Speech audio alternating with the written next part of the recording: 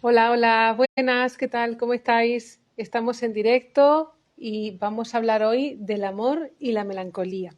Así que voy a ir compartiendo en nuestros encuentros de psicoanálisis que hacemos todos los jueves, que ya empiezan a ser los últimos de la temporada porque ya está acabando el 2022 y nos metemos en el 2023. Así que vamos a ir compartiendo para ir sumándonos en este encuentro. Muy bien, donde hablamos de amor y melancolía, desde una mirada psicoanalítica. Muy bien, compartimos, fantástico. Y nada, podéis seguir sumando, comentando alguna cosa si queréis, preguntando, para que podamos ir conversando y acerca de la melancolía, el amor, porque hay una mirada específica, ¿no?, que nos dice eh, bueno, la diferencia que hay, ¿no?, entre las diferentes disciplinas acerca de esa posición melancólica, depresiva, que vamos a ver que va a querer decir alguna otra cosa de lo que aparentemente creemos. Muy bien, bueno, vamos sumándonos. Estoy aquí sumando en otros lugares y bueno, vamos allá. Muy bien. Muy bien. Pues vamos emitiendo en directo. Muy bien, estupendo. Bueno, pues ya vamos sumándonos por aquí, vais saludando, estupendo. Hola, ¿qué tal? Bienvenidos a estos encuentros de psicoanálisis de todos los jueves a las 22 horas española. Y hoy vamos a hablar del amor y la melancolía. Porque, bueno, nos podríamos preguntar, ante una separación o una pérdida, hay personas que generan una melancolía ante esa situación, ante esa pérdida, ante esa relación, ante eso que han perdido, ante esa separación. ¿Y qué tiene que ver la melancolía con el amor, no? Vamos a preguntarnos esas dos cuestiones de base para ir desplegando eh, qué tiene que ver el amor con la melancolía, ¿no? ¿Por qué a personas se separan y generan una depresión? ¿Qué pasa en esa relación, no? O incluso sabemos que la depresión tiene que ver con una pérdida, ¿no? Con una pérdida que puede ser algo concreto, una persona, puede ser incluso también el fallecimiento de alguien, pero también sabemos que, que una pérdida también puede ser de un ideal o incluso de algo que no coincide con lo que uno pensaba, con la realidad. Ahí incluso se puede generar la melancolía. Y vamos a ver, porque claro, en las relaciones también de pareja, en las relaciones amorosas, también hay ciertos ideales que si no coinciden con eso que uno se encuentra en la realidad, que uno se tiene que desilusionar, ahí puede generar incluso una melancolía. Y claro, a veces se dice, es una depresión endógena, ¿no? Se puede decir desde cualquier otra disciplina, pero no, en psicoanálisis sabemos que la depresión tiene que ver con una pérdida. Y ya digo, a lo mejor muchas ocasiones no es algo tangible que podamos indicar, ¿no? Tiene más que ver con lo inconsciente, ¿no? Es algo de lo que uno ha perdido con eso que ha perdido, que a veces ni siquiera lo sabe, ¿no? No tiene que haber una separación tal, ¿no? Más que uno lo vea, que uno lo pueda indicar a raíz de la separación, sino que ya digo que puede ser algo incluso inconsciente, ¿no? Algo que tiene más que ver con un ideal, con algo que uno incluso ha vivido como un agravio, ¿no?, en la persona, ¿no? Digamos que está sujeto a otras cuestiones de las aparentes y que tienen que ver con nuestra realidad inconsciente. Y vamos a ver qué quiere decir eso. Hola LPJCAR. Muy bien, ¿qué tal? José Carlos, sí, José Carlos. Que tu nombre es llamativo, ¿no? En esas siglas, muy bien. Estupendo. Entonces, mira, si cuando hablamos del amor y la melancolía tenemos que pensar cómo es el amor, cómo elegimos amor en el ser humano, cómo elegimos pareja, cómo nos atrae una persona y no otra, ¿no? Pues ya Freud nos decía en la teoría del narcisismo, nos describe el amor como algo, fijaros, interesante, como algo narcisista. Es decir, cuando uno se enamora de alguien, no se enamora del otro. No, no nos equivoquemos, no tiene que haber una desilusión para comenzar digamos, a construir una relación, ¿no? Porque en un principio es el enamoramiento y el enamoramiento no es el amor.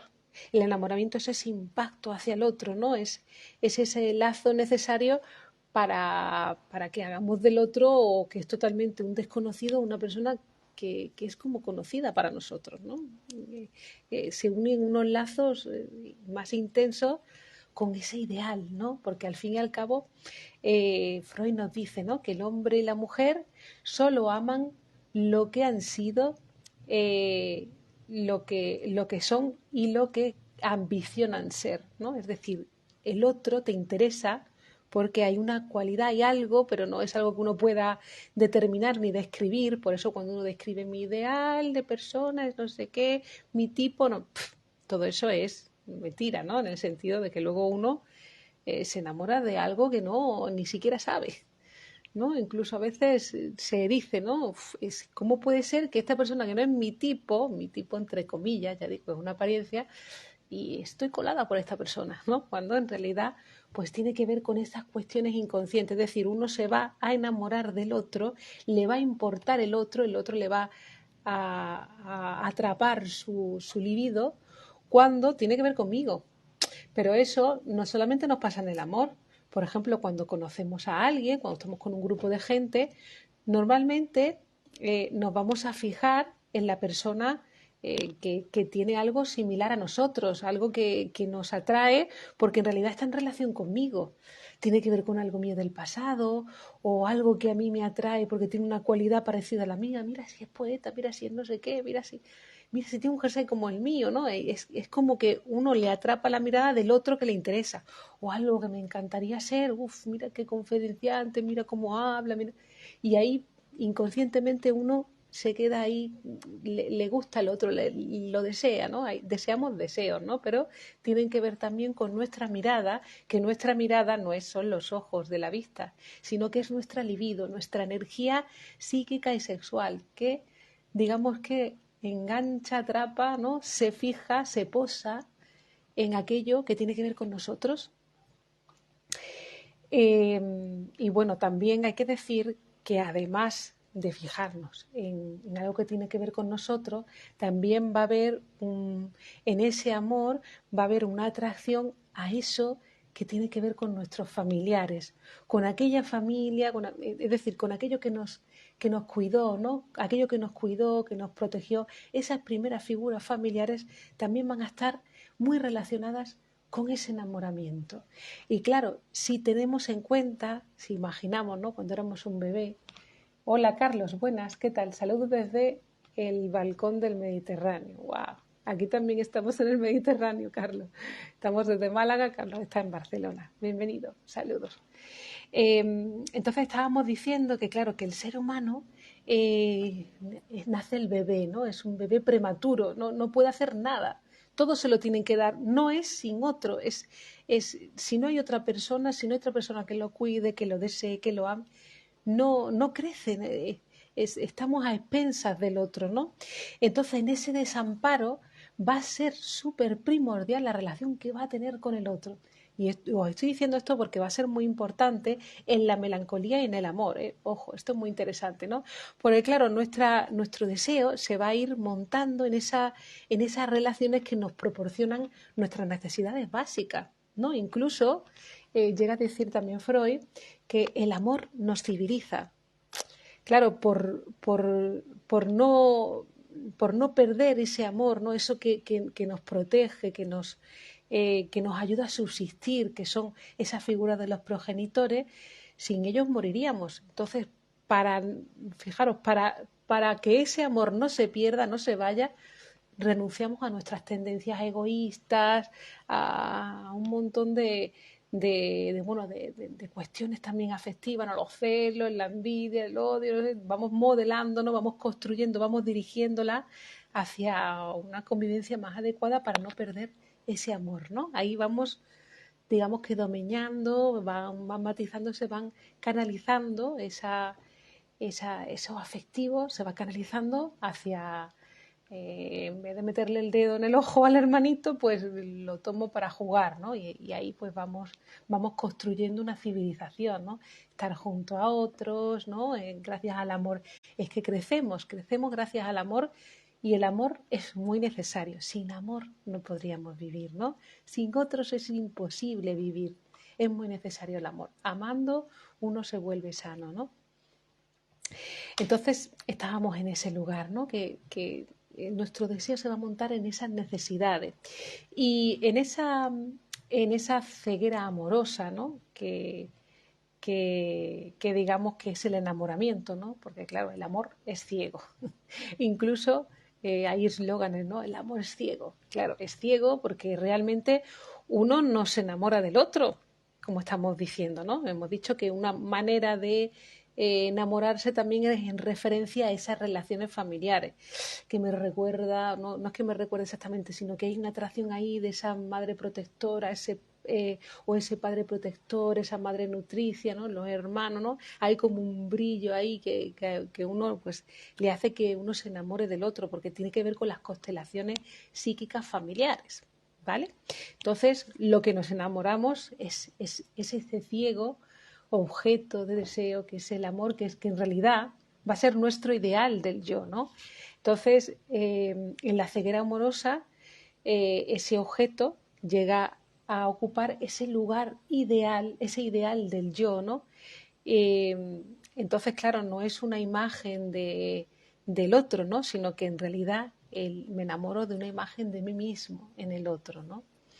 Es que es como una superestimación, ¿no? Fijaros qué interesante.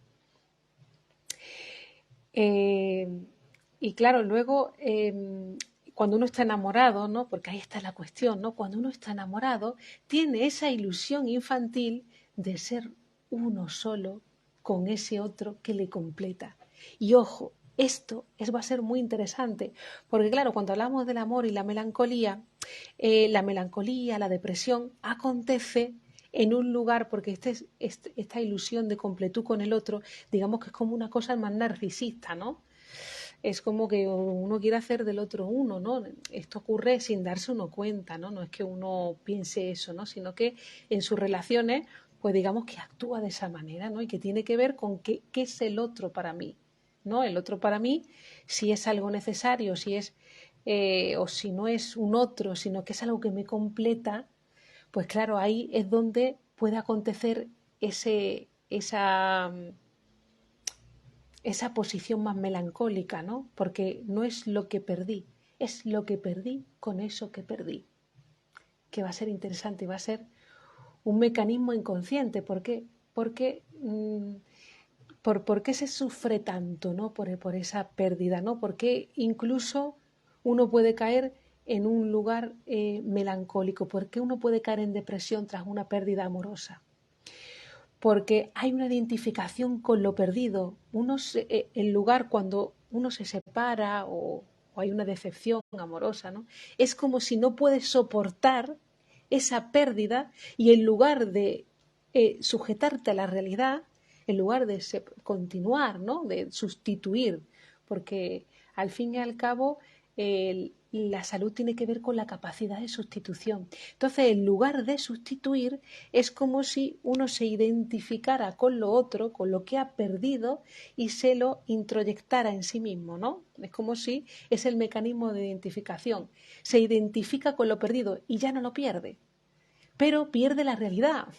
Claro, eso es lo interesante, ¿no? Lo introyecta en sí mismo, ¿no?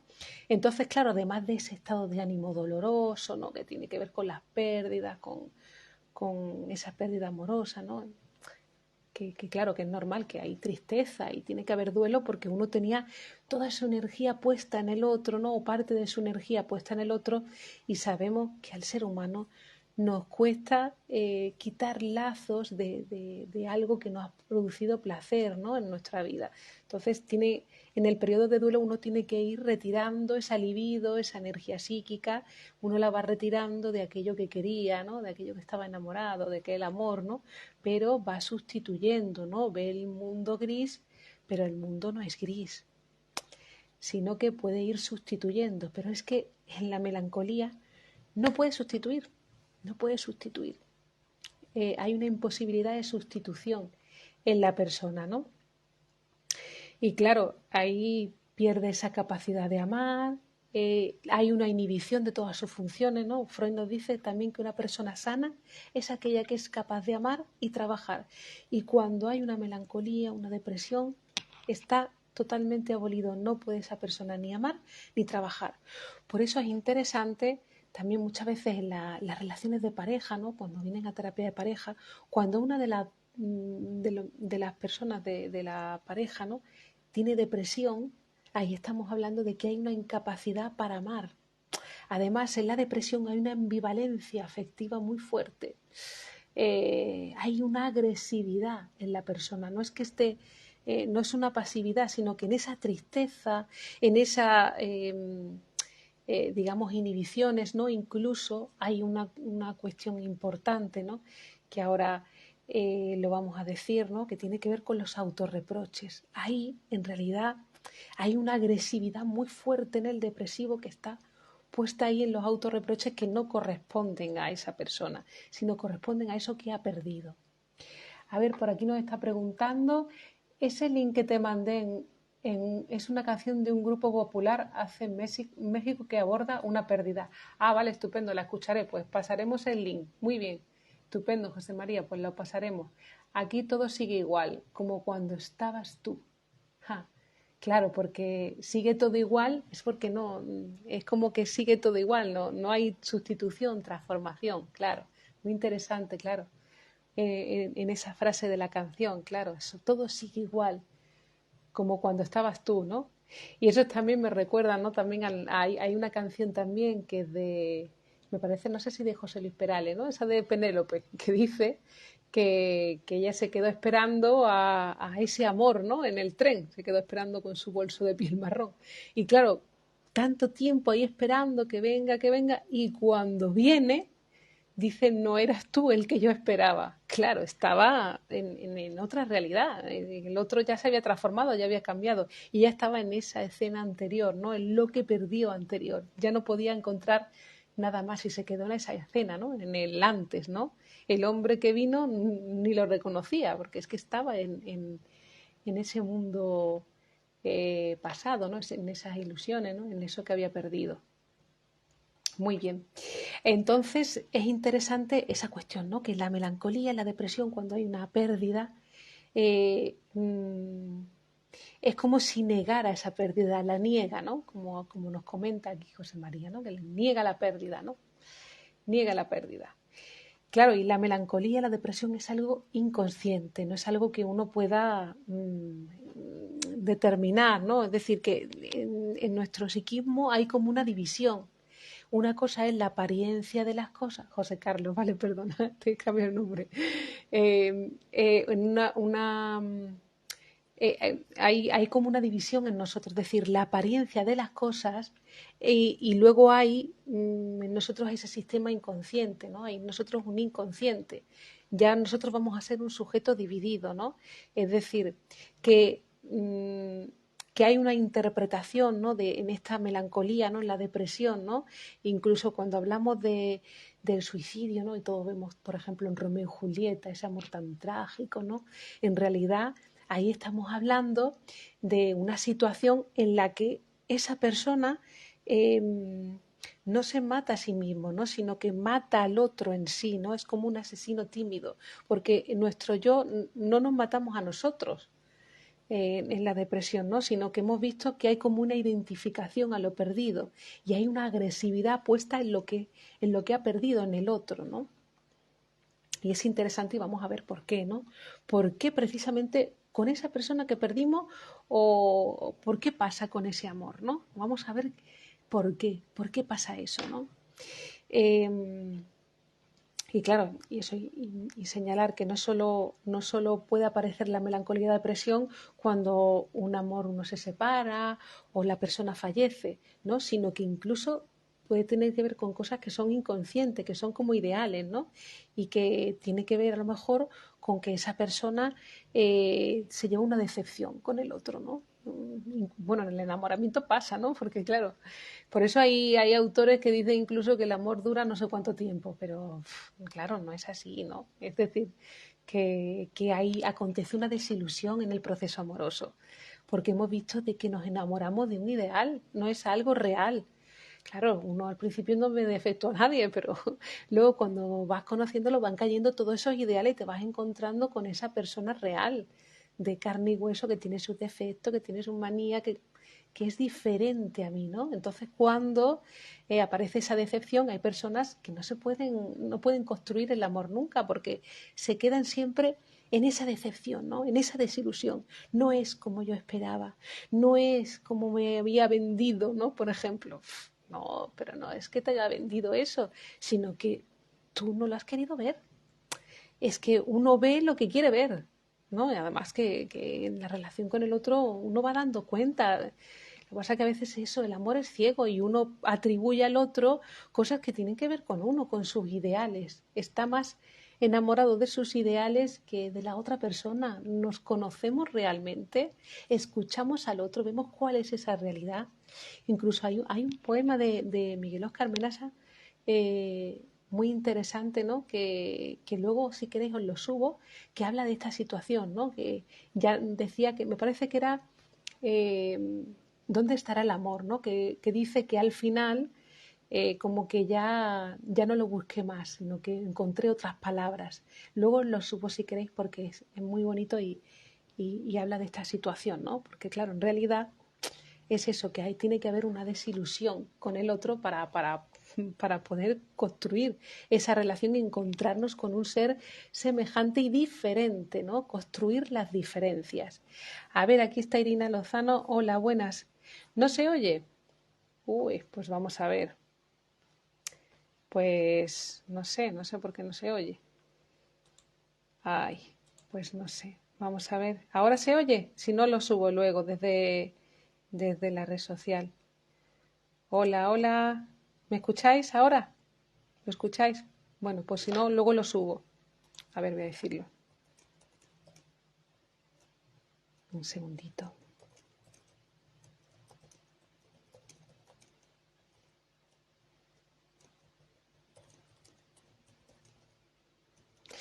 Bueno.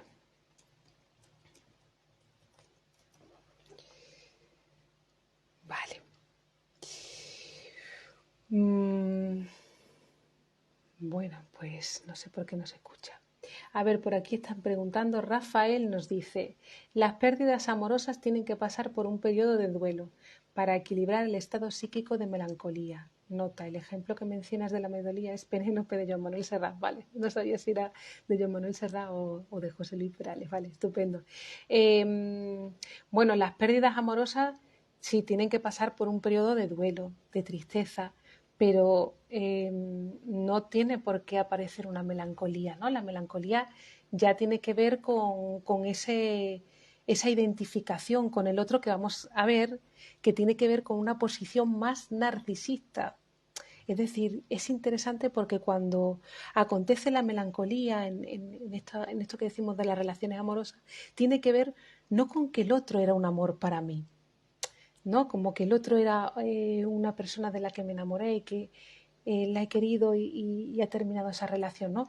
Cuando acontece la melancolía o la depresión, nos dice aquí Freud, muy interesante, que tiene que ver con esa elección de objeto narcisista. Es decir, que el otro no era un otro para mí, sino que era algo que a mí me faltaba, que era una posición narcisista en mí. Porque el amor tiene que tener esa cualidad de poder sustituirse, un amor por otro, un ideal con el otro. Cuando no lo puedo sustituir es porque corresponde a una cosa que tiene más que ver con que el otro es como un complemento, como algo que me complementa, algo que me falta y tiene que ver con un amor más narcisista, que tiene más que ver conmigo mismo que con el encuentro con otro semejante, con otra persona. ¿Vale? Entonces eso me pareció súper importante porque también hay que diferenciar esa cuestión, Rafael, muy bien, del duelo de la melancolía, porque en el duelo uno puede seguir sujeto a la realidad, ¿no? Es decir, piensas que a lo mejor no hay nadie a quien amar porque tienes todavía tu energía puesta en esa otra persona. Pero la melancolía es que no puedes amar. No, directamente no puedes amar a nadie, pero en el duelo es como que no hay nada a quien amar, ¿no? El mundo lo ves gris, pero porque tiene que ver con esa persona, pero en la melancolía es que no puedes ni trabajar, ni puedes amar, ¿no? Hay, hay una cosa ahí importante, ¿no? De la incapacidad de sustitución, ¿no? Y luego el autorreproche, ¿no? Que esto es súper importante, ¿no? Para distinguirlo de ese periodo de duelo, ¿no? Porque claro, en el periodo de duelo uno va haciendo otras actividades, va haciendo, ¿no? Y va encontrándose con la realidad, pero en la melancolía no, además que hay un autorreproche, que esto es muy importante. Es como que la persona se cree indigna, tiene fantasías de ruina, de empobrecimiento, de miseria del yo, espera la repulsa y el castigo. Imaginaros, que es que, claro, es que es como hay como un sentimiento de culpa, ¿no? Hay una ambivalencia afectiva porque odia y ama a la vez, odia aquello que le dejó, aquello que terminó, que finalizó, ¿no? Entonces, incluso se compadece frente a los demás, ahí esos reproches y llama la atención que, claro, cuando en esas características que señalan, ¿no? De esos lamentos, esas quejas, ¿no? En realidad no se avergüenza ni se oculta, ¿no? de eso, ¿no? Y cuando una persona, por ejemplo, tiene algún defecto, uno normalmente frente a otros, a no ser que sea una persona muy cercana, y bueno, uno intenta tapar esos defectos, ¿no? O esas cuestiones que le pasan a uno, ¿no? Esos complejos, etcétera. Uno intenta disimularlo, pero claro, lo que sorprende en esa posición de depresión, de melancolía, es que la persona es como que los exhibe, dice que es una persona despreciable, ¿no? Es como una exageración, una exhibición, ¿no? De esos lamentos y esas quejas, ¿no? Y claro, incluso nos dice que algo de verdad tienen, claro, porque uno tiende a decirle al otro, puede decir, bueno, ¿por qué te dices esas cosas? Tú no eres así, tranquilo. No, a veces uno como en esa cuestión, como de intentar ponerse en el lugar del otro, de querer tranquilizarlo, incluso uno le puede decir, no, pero tonto, ¿cómo vas a decir eso si tú mira todo lo que vales, mira cómo eres? Pero es que no, sería anticientífico y antiterapéutico incluso contradecirle. Claro, ahí estamos hablando en el seno de la relación psicoanalítica, ¿no? Porque estamos buscando que en esa manifestación, en ese discurso que dice la persona, hay una verdad. Está hablando de una verdad. Entonces sería anticientífico contradecirle, porque está hablando de una verdad, pero no de lo que está diciendo de sí mismo, sino que tiene que ver, está solapado, eh, mm, está montado, está desplazado en otro. Es decir, tiene razón en lo que dice. Razón, no sé si llamarlo razón. Es verdadero lo que dice, pero no corresponde a esa persona, no corresponde al mismo, sino que está desplazado, transformado, porque en realidad corresponde a eso que ha perdido. Si investigamos, corresponde a alguien que ama, que ha amado o que debería amar. Entonces esos autorreproches no son a sí mismo, son al otro. Es un mecanismo inconsciente. Además, es súper interesante porque recientemente di un curso de los sueños y vemos cómo en los sueños hay todo ese mecanismo de desplazamiento, condensación, ¿no? Que aparece el sueño manifiesto que no tiene nada que ver con la interpretación del sueño, está deformado. Pero es que aquí podemos decir lo mismo. En la melancolía aparece el autorreproche hacia sí mismo, es que soy indigno, no merece nadie estar conmigo, eso no sé qué, se autocritica, pero en realidad es otra deformación, como el sueño manifiesto no es a sí mismo. Hay una verdad ahí que no es a sí mismo, sino que es a esa identificación que tiene con el que ha perdido, con lo que ha perdido, con el otro, es como si se lo hubiera tragado y en realidad es como si estuviera criticando al otro en sí. Además, si uno se fija en esas cualidades, tienen que ver con las cualidades de la persona que ha perdido, de la persona que se ha separado, de la persona que ha fallecido o de incluso de ese ideal que uno tenía del otro y ahora pues ha visto que la realidad se ha decepcionado. Y ahí en esos reproches corresponden no a sí mismo, sino al otro. Está criticando al otro. Por eso que es anticientífico contradecir. Porque una verdad está hablando una verdad. Y esa verdad tiene que ver con otra cosa. A ver, aquí está preguntándonos Neo Garcilaso. Hola, doctora, de la libido de la energía. Con el mismo deseo espero que suba el vídeo. Vale, sí, lo voy a subir. Propongo hacer una prueba de audio antes. Sí, lo voy a hacer. Sí, estupendo. Es que estando de YouTube, no sé, ha habido un problema técnico, no se escucha, pero bueno, lo subo. De acuerdo. Y claro, la melancolía tiene muchas caras, ¿no? Porque si pudiéramos describir qué es la depresión, pues incluso puede haber síntomas orgánicos, ¿no? Lo esencial es esa cuestión de los autorreproches. Pero luego hay inhibiciones, pérdida de interés por el mundo, tristeza, ¿no? Y claro, decir, a mí me pareció muy interesante cuando descubrí, cuando leí, ¿no? Que la tristeza en realidad es una agresividad. Claro, el melancólico es una persona muy agresiva, ¿no? Tiene una agresividad pero puesta hacia sí mismo, que en realidad es hacia el otro. Por eso cuando uno está triste, hay depresión. Bueno, es diferente estar triste a tener depresión, ¿no? Es otra cosa, ¿no? Pero cuando uno está triste, hay cierta agresividad, ¿no? En eso que ha perdido. Hay una agresividad puesta en aquello que ha perdido, ¿no? Hay una ambivalencia, ¿no?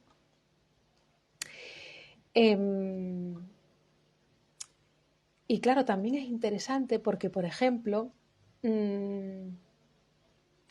eh, hay un síntoma también, ¿no? Para que veamos un poco qué interesante cómo es esa construcción en nosotros de la relación con el otro, con los demás, ¿no?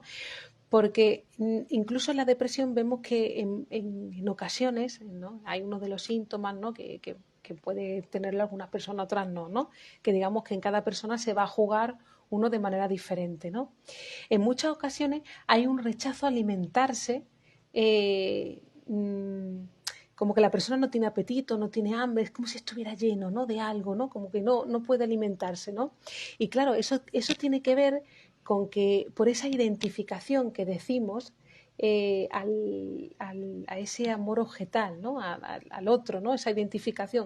Hemos dicho que la depresión y la melancolía hay un mecanismo que es la identificación, que es el que hace que, digamos, que acontezca la depresión. Es como que no soporto que el otro se pierda de mi vista, se vaya y me identifico y como si me lo tragara. Es como si uno regresara a esa etapa oral. Muy interesante esto, porque hemos dicho que hay un rechazo, muchas veces como síntoma, a alimentarse. Y claro, es como si hay una etapa oral en el niño, en el desarrollo del niño, en el que todo se relaciona con la boca. Y claro, se relaciona con el otro con la boca, es como que todo lo toma y se lo traga, ¿no? Y ahí es como, en la depresión, es como si regresara a esa etapa en la que uno amaba, uno digamos que tomaba de la realidad y se lo metía en la boca para reconocerlo, para aprender la realidad, ¿no?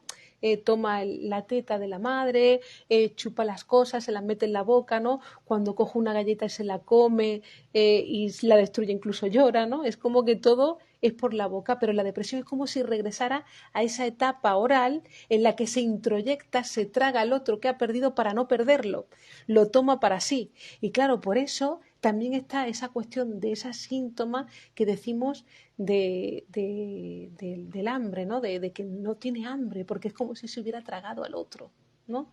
Hay una cuestión psíquica ahí con la alimentación y que tiene que ver con esa identificación y como si hubiera introyectado al otro. Hola Luchisto, ¿cómo estás? Muy bien, me alegro de escucharte, de saludarte. Muy bien.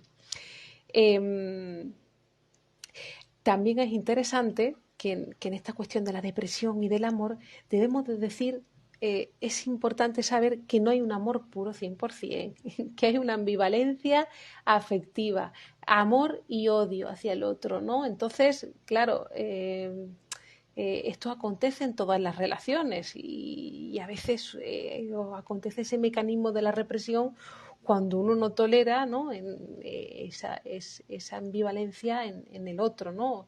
Incluso vemos, va a ser interesante porque, por ejemplo, están, si lo podemos de alguna manera señalar, ¿no? Como las depresiones obsesivas, ¿no? ¿Y esto qué quiere decir? Es como que uno se reprocha el haber deseado alguna vez la pérdida de ese objeto amado, ¿no? De esa persona, ¿no? O ser culpable de ella. Porque, claro, en muchas ocasiones nos pasa que a lo mejor estamos con alguien y alguna vez uno ha deseado en un momento determinado que desapareciera o que se vaya o que terminara la relación, etcétera, ¿no? Que son ideas, ¿no? Sentimientos, digamos, que en alguna ocasión, pues normal. Lo que pasa que ocurre en esa depresión obsesiva es como si esa persona se reprochara también y se sintiera culpable porque alguna vez ha deseado que eso pasara y ¡pum! Pasó, ¿no? Y entonces hay como una culpabilidad y es como, y tiene que ver también como con la obsesión, ¿no? En las obsesiones, ¿qué pasa, no? En las obsesiones vemos que hay una apariencia de las cosas y hay en la persona una ambivalencia afectiva, una hostilidad muy fuerte que, claro, que se intenta reprimir, ¿no? Que está reprimida y que tiene una super yo, una moral como muy férrea, ¿no? Esa persona. Entonces, en ese juego de ambivalencia, ¿no? De amor y odio, claro, en muchas ocasiones ha deseado en un momento determinado algo y luego como que se arrepiente, ¿no? Como que aparece la culpabilidad por otras cosas y tiene que ver por deseos reprimidos que no tolera la persona. Y claro, en esa depresión que hemos dicho obsesiva, claro, es como que se pone en juego también que uno alguna vez ha deseado que el otro desaparezca de mi vista, que el otro no forme parte de mi vida, que no lo quiero, ¿no? Pero que esos sentimientos están muy reprimidos en la persona. Porque ya digo que el ser humano somos complejos, ¿no? Y lo que no toleramos en nosotros está el mecanismo de la represión que lo que hace es reprimir, que es como desplazarlo a ese lugar inconsciente, que claro, no es que lo olvidemos, eso está ejerciendo una fuerza fuerte en nuestro yo. Está reprimido, es una energía muy fuerte que va a salir disfrazada de otra manera. ¿Y cómo sale disfrazada? Pues puede salir, pues, pues no sé, por ansiedad, obsesiones, ¿no? Que ahí hay un desplazamiento, una transformación, ¿no? Aparece ese producto, ¿no? Que es ese castigo que uno va buscando en la realidad, cuando en realidad corresponde a una culpa por algo que ha deseado, fantaseado y que no tolera. Por eso es tan importante el psicoanálisis, porque uno se va estrellando en la realidad buscando castigo. Ese es el efecto, tú no ves nada, tú no te das cuenta de nada, te van pasando una cosa, otra, y al final corresponde a eso, a algo que tiene que ver con cuestiones normales de todos los seres humanos, pero que la persona en ese choque entre sus deseos, su moral, pues hay un mecanismo que es la represión que lo transforma, lo deforma y aparece ese efecto. Es que es impresionante, ¿no? Como también el psicoanálisis te ayuda a reconciliarte contigo mismo, porque hay aspectos de ti que desconoces y que aparecen disfrazados, que tienen que ver con cosas normales, ¿no? A ver, por aquí nos está preguntando Rafael, el cóctel hormonal neurofisiológico que sustenta el enamoramiento, cuando cesa resulta el desencanto de la proyección egocéntrica que depositamos en el ser amado. Uy, es que dices unas palabras, Rafael. Yo aquí te digo que este cóctel hormonal neurofisiológico es una cosa inconsciente, ¿no? Es esa atracción hacia el otro, ese deseo que tiene que ver con lo inconsciente, ¿no? Con algo que tiene que ver conmigo y con esa estela familiar, ¿no? El enamoramiento es un primer impacto de mirada, ¿no? Que en realidad aún no está el otro, ¿no? Cuando cesa, bien dice, resulta el desencanto. Claro, pero es necesario desilusionarnos para volver a enamorarnos, ¿no? Para realmente construir el amor, ¿no? Es necesario. Entonces, bueno, como indicábamos, ¿no? La depresión, en la melancolía,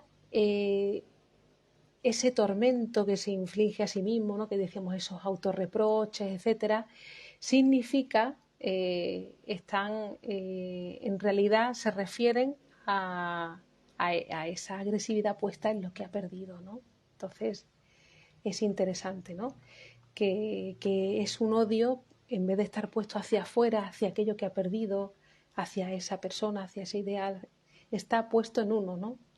Claro, uno no lo ve, pero en realidad es una agresividad puesta, en lugar de estar puesta hacia afuera, está puesta en uno mismo, ¿no? Y claro, por eso explica esta situación, eso explica por qué en la depresión, en la melancolía, hay esa tendencia, puede haber esa tendencia al suicidio, ¿no? Porque en realidad uno no se mata a sí mismo, sino que es a lo que es ese odio hacia el otro que le ha abandonado, que se ha separado, que no es a uno mismo, sino es al otro, ¿no? Que, por eso digo, hay una fuerte agresividad en la persona con melancolía, con depresión, que está puesto en sí mismo, ¿no? Por eso es importante el trabajo del psicoanálisis, ¿no?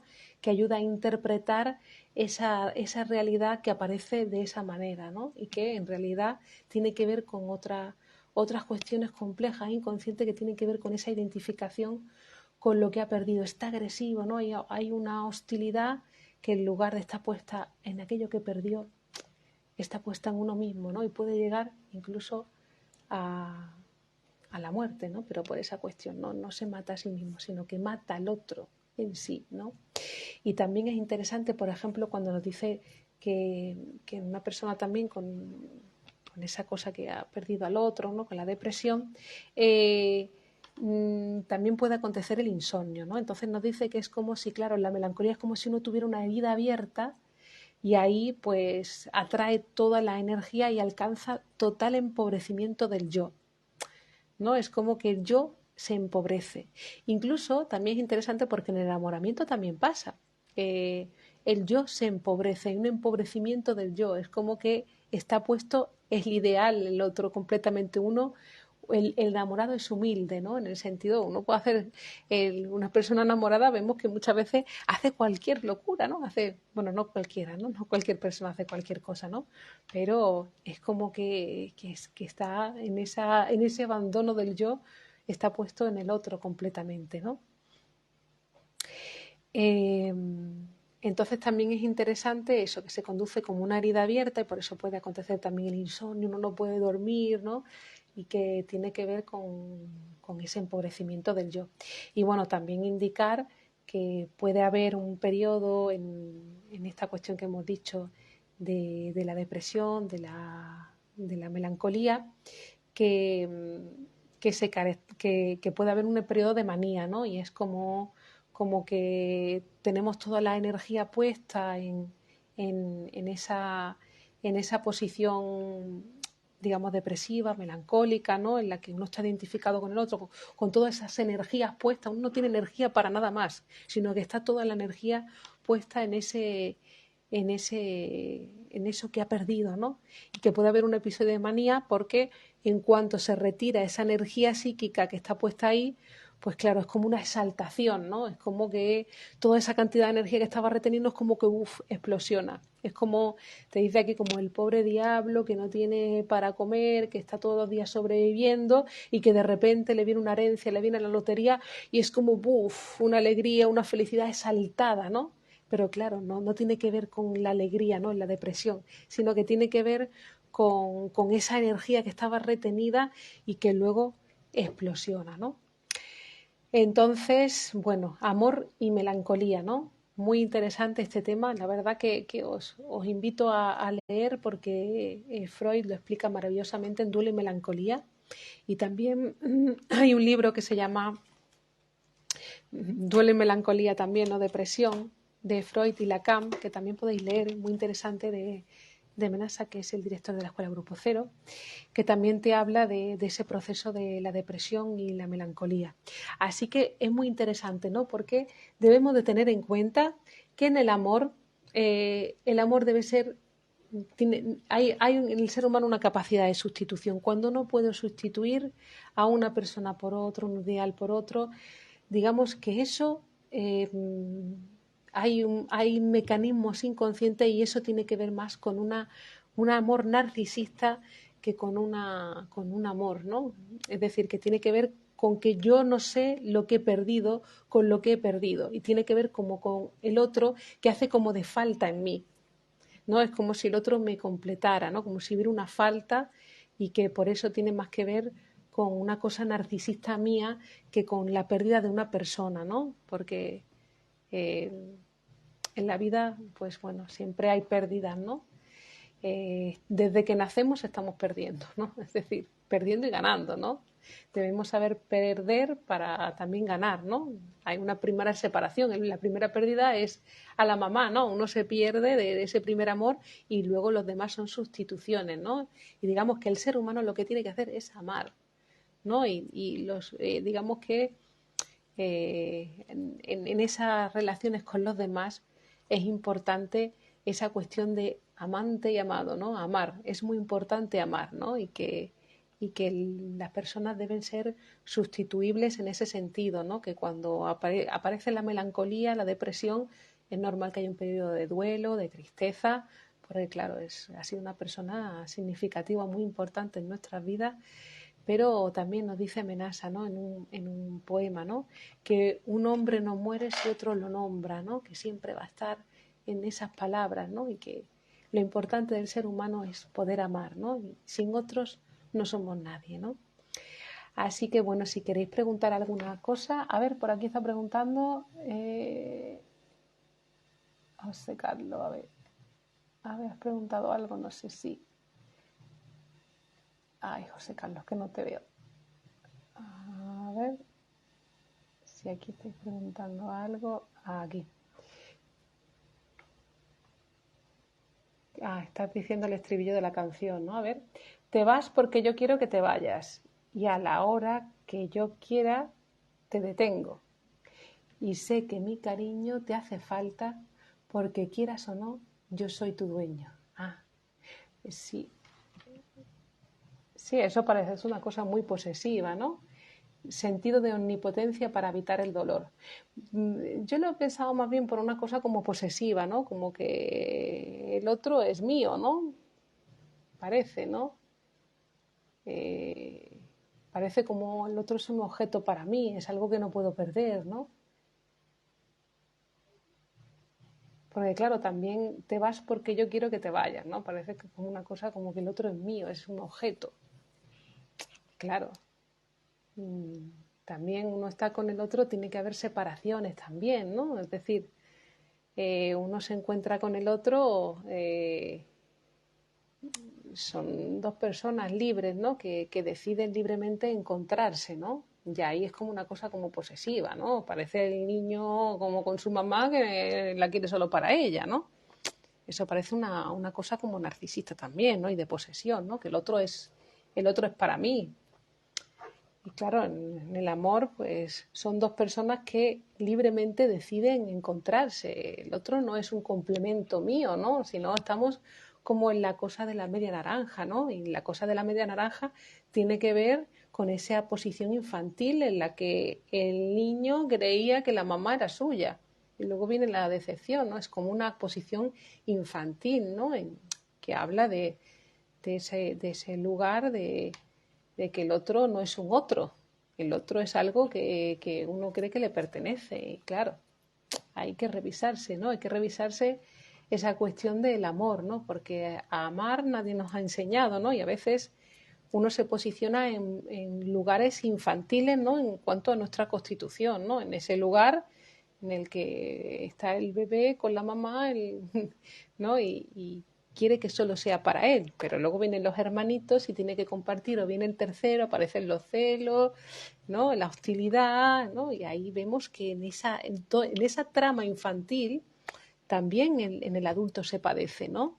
Lo vemos en las formas de relacionarnos, ¿no? En las formas de relacionarnos se ve ahí nuestras cuestiones infantiles, ¿no? Los celos, la envidia, la hostilidad, ¿no? Y a veces amamos como un ser adulto, ¿no? O aún nos dejamos llevar por esas pasiones infantiles, ¿no? Por eso es importante el psicoanálisis para revisarnos nuestra manera de amar, ¿no? Porque en esa cuestión afectiva te lleva para adelante y padeces, ¿no? Padeces de esas heridas, vas con esas heridas al aire, ¿no?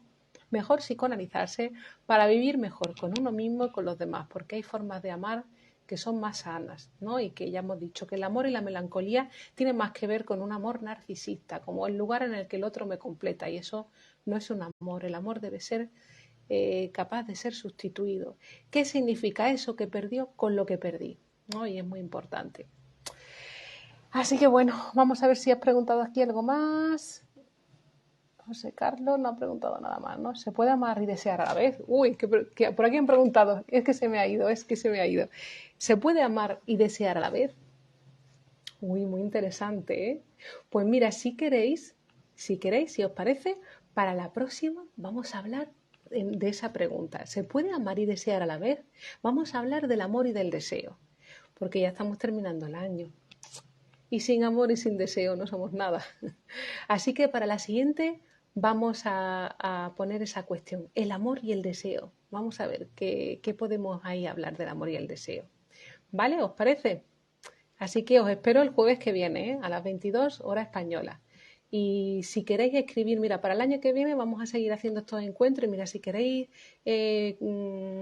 indicar algún tema, algo que os parezca interesante, que podamos conversar, pues bueno, estupendo.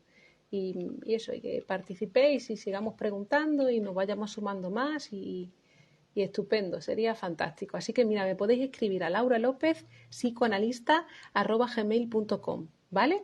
Laura López, psicoanalista@gmail.com. Y ahí si queréis hacer alguna sugerencia, algún tema que os parezca importante, venga, pues lo traemos y conversamos así, algo dinámico, que aprendamos un poquito todos y que dentro de mis lecturas, pues que podamos, y bueno, también la experiencia, ¿no? Y también el análisis y todo eso, pues podamos ir haciendo una conversación aquí interesante y os traiga algunas ideas, ¿no? De algunos prejuicios que se tienen acerca de cosas que tienen que ver con la vida cotidiana y con el ser humano, ¿no? Porque psicoanálisis te abre la luz, ¿no? Te da, digamos, es como si te pusieras unas gafas, ¿no? Para ver otras cosas que de las aparentes, ¿no? Porque es muy importante, ¿no? El psicoanálisis empezó el siglo pasado y es una ciencia la más moderna de lo psíquico, porque nos habla del inconsciente. Así que bueno, nos vemos la siguiente. 12 uvas para este año. Sí, nos tomaremos la uva, nos tomaremos la uva. A ver si empezamos ahí el año fantástico. Así que gracias por estar, de verdad, y bueno, y nos vemos la próxima. Vamos a hablar del amor y el deseo, de esa pregunta que habéis hecho. Estupendo, muy bien, muy bien. Me gusta que preguntéis y que digáis cosas. Muy bien. Pues nos vemos. Chao, gracias. Chao.